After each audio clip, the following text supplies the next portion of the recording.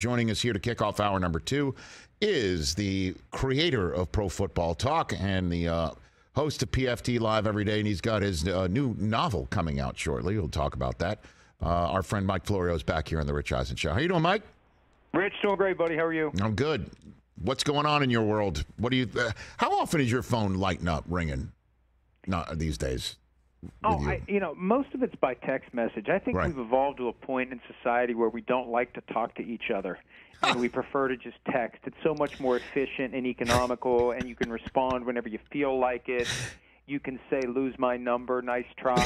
You can do all sorts of things when you opt to text people. So the texts pour in all day long, and the emails pour in all day long, and you just try to keep up with everything because you don't want to miss something good that can be possibly finessed into a story that people would care about. Got it. So it was 1 week ago today, Mike Florio, that Lamar Jackson was officially available to be contacted by teams in the NFL willing to sign him to an offer sheet that they hope the Ravens would refuse to match. Where do things stand right now, a week into the Lamar-a-palooza? Well, one of the things that I became aware of over the weekend, and we spent some time trying to get it in a posture where it would be appropriate and accurate to report it, the idea that there is someone out there who is not a certified NFLPA agent who is contacting teams, multiple teams, on behalf of Lamar to try to get something going. And we reported that yesterday, and we added that this person is claiming that Lamar doesn't want a fully guaranteed contract, despite the fact that he has consistently asked the Ravens for one, and that he's ready to move on from the Ravens. And that one specific aspect caused a lot of Ravens fans to lose their minds. And it's like, folks, if someone's calling other teams on Lamar Jackson's behalf, what do you think the person is saying? Do you think they're saying, hey, will you do me a favor? You don't know me and I don't know you. We haven't worked together before. We'll never work together again. But would you give me an offer sheet that Lamar could sign so the Ravens match it? Because he really wants to stay in Baltimore. So the ship is trying to get it out of the harbor as it relates to Lamar Jackson, looking for something else. But he's yet to find any takers. I've yet to hear of any team that is seriously considering it. Maybe after the draft somebody would. But between now and day one of the 2023 draft, I think it's highly unlikely that anyone pursues him, signs him to an offer sheet, in large part, Rich, because I believe that teams believe the Ravens are likely to match pretty much any offer that Lamar Jackson would get. And so how does it work once the draft occurs? Let's say this does go through the draft. Let's say we hear who this year's Brock Purdy is. The confetti comes down in Kansas City, and it's all over. What happens then? Well, the idea that he's restricted by the non-exclusive franchise tag, which means that any team that would sign him to an offer sheet that isn't matched would have to give up their next 2 first-round picks. That's this year's and next year's, for now, pre-2023 draft. And it's your original pick or higher if you've moved up. The Panthers don't have their original pick, but they're higher, so it would be the first overall pick if they were to do it. They aren't likely to do it. I'm just using them as an example. After the draft, then any team that has their 2024 and 2025 first-round pick can negotiate with Lamar Jackson, sign him to an offer sheet, and we see whether or not the Ravens match. And that, to me, would be the Bill Belichick move. You don't do it now when you hold the 14th overall pick. If you're thinking about upgrading from Mac Jones to Lamar Jackson, and I think most reasonable people would say, yeah, Lamar Jackson's better than Mac Jones, you wait until after the draft, you make your move then, and if the Ravens don't match, then what you get is a much lower first-round pick in 24, presuming that the Patriots are better with Lamar Jackson, and maybe a low pick in 2025. So after the draft, I think that's when maybe a small universe of interested teams will emerge. The Colts, for example, they're sitting at number 4. They think they're going to get a quarterback. Somebody trades up to the Cardinals at 3, and it goes quarterback, quarterback, quarterback, and they don't like the 4th guy left, and they don't come out of it with a quarterback, then maybe we see Jim Irsay try to take the Mayflower back to Baltimore and bring Lamar Jackson back to Indianapolis. So I think after the draft it makes a lot more sense. But even then, there's a belief that the Ravens are ready to match. And one of the reasons they did this non-exclusive franchise tag is to basically hope and pray that someone would get him signed to an offer sheet because they can't get him signed to a long-term contract. So thank you for doing our negotiation. We match your offer. And if a team does that, they get nothing. They get nothing. They get no compensation. They get no picks. They don't get anything. They just put in the time and the effort to get him to sign an offer sheet. The Ravens match it, and then that's it. That team goes forward, potentially with a mess if they have a starter that's been undermined by the open pursuit of Lamar Jackson. Well, I mean, that would be amazing if the Colts decide to make the Lamar Jackson move with 10 minutes on the clock and, demand the Ravens give them an answer whether they match before the time's up. That would be wild. I don't know if the Ravens would be so willing to do something like that. But I'm just wondering again if there is a team that says, or Lamar's waits till May to make this decision, and somebody signs him to an offer sheet in May. Right? Or somebody goes through OTAs and they don't like their quarterback situation and they wait till then to do it.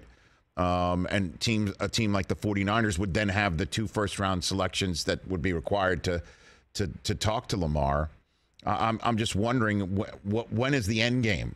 Just for everyone to understand, it would be June. Is that when it is, or mid-July when they have to? He either signs it or doesn't. I mean, what is the end game here, so everybody can put this in their mind's eye here in the middle of March?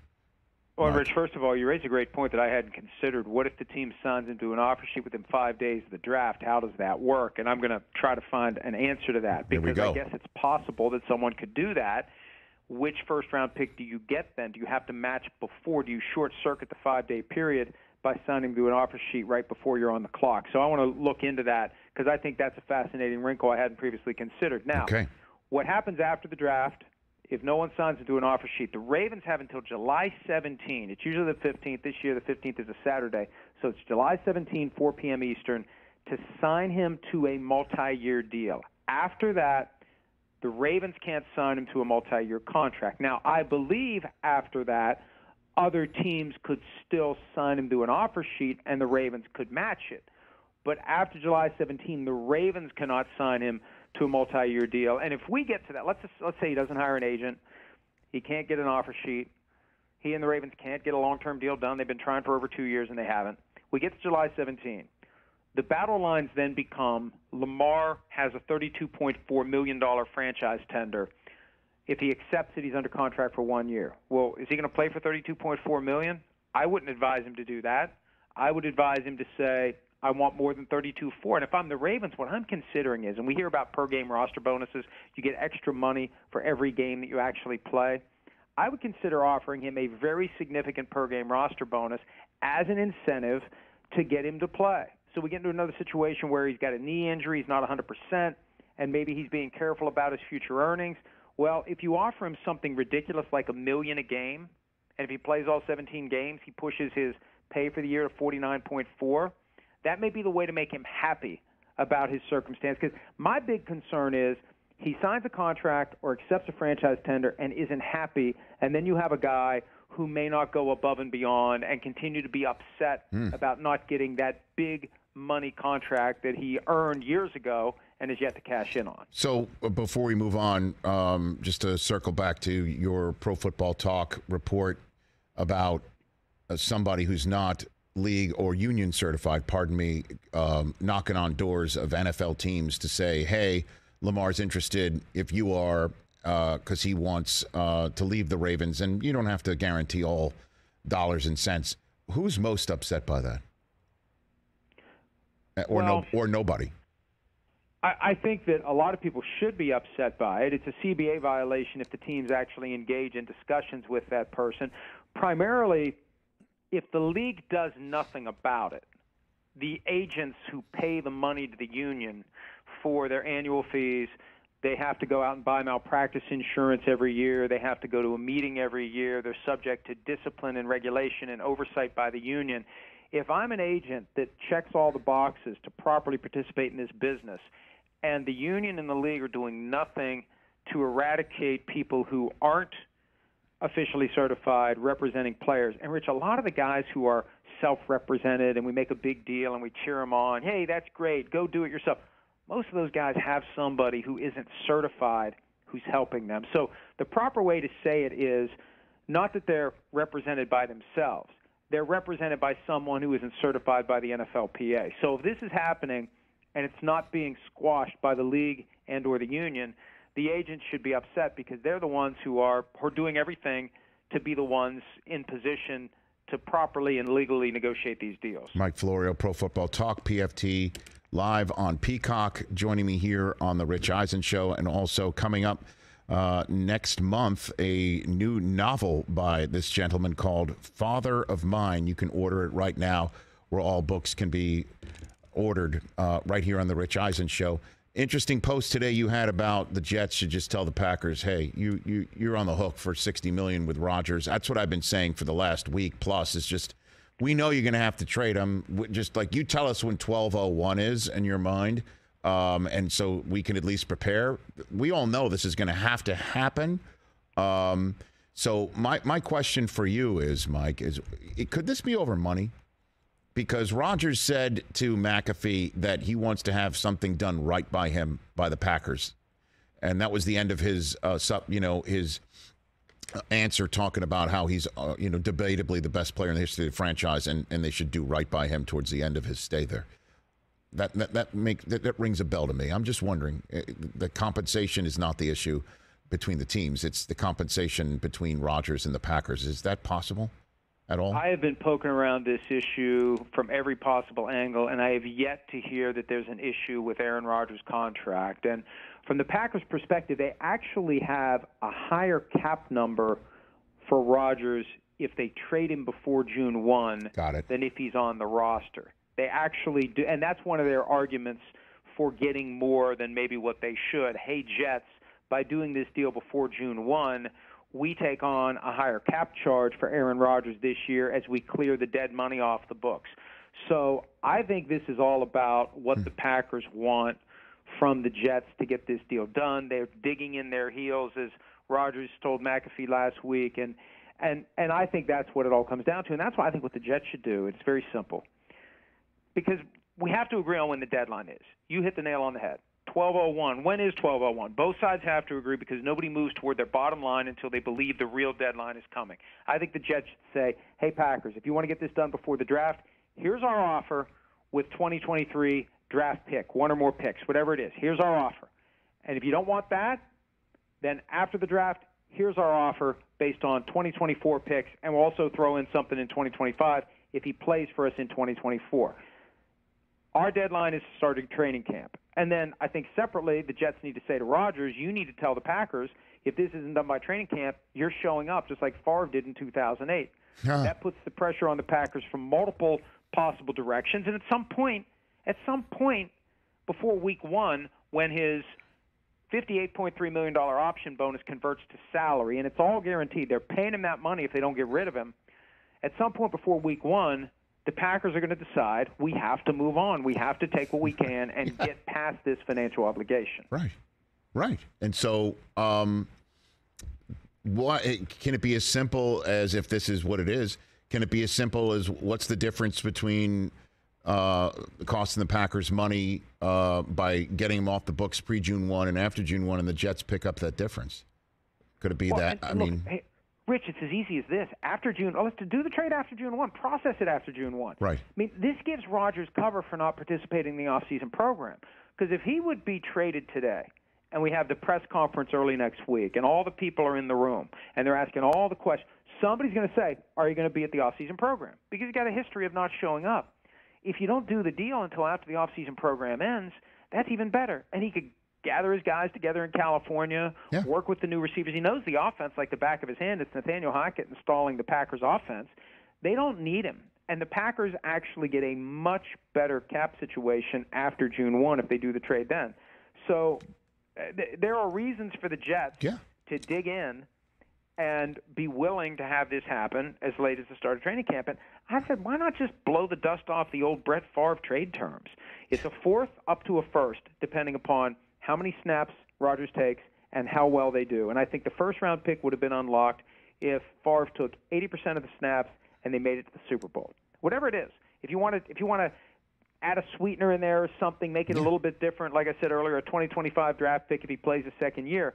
But after we get through the 23 draft, it's a lot easier to condition the pick on what Rodgers and the Jets actually do in 2024. And if that's the case, there's an incentive for the Packers to get it done, because the sooner Rodgers is there, the better they do, the higher the pick. That's right. And then the Jets can use their draft capital this year, and then the picks that they eventually send for Rodgers, if they're high draft choices, they won't be that high up because Rodgers will get them so deep into the season it'll damn near be a second-round pick. And you give Zach Wilson all the reps that he desperately needs during the spring. That's it. So what's the big deal? You know, it's amazing to me, man. This league, it's got to strike midnight for people to work. Is upset because 2 years ago Rodgers tried to get him fired. I think it's that simple. Remember that report from Charles Robinson? Rodgers wanted Gutekunst fired.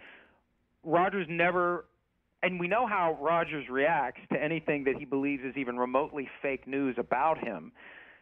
He never said boo about that being false. Gutekunst took the high road, but this is a way for them to push back a little bit. And, Rich, they want the first-round pick of the New York Jets. They want 13 overall for Rodgers. And when you consider how many quarterbacks are going to come off the board, you know, that's a valuable pick. Damn straight. The quarterback position is under control. That's a top 10 pick if you don't need a quarterback. So the Jets don't want to give that up, and I don't think they should have to. I agree with you. Last one for you, Mike Florio, before I send you on your day.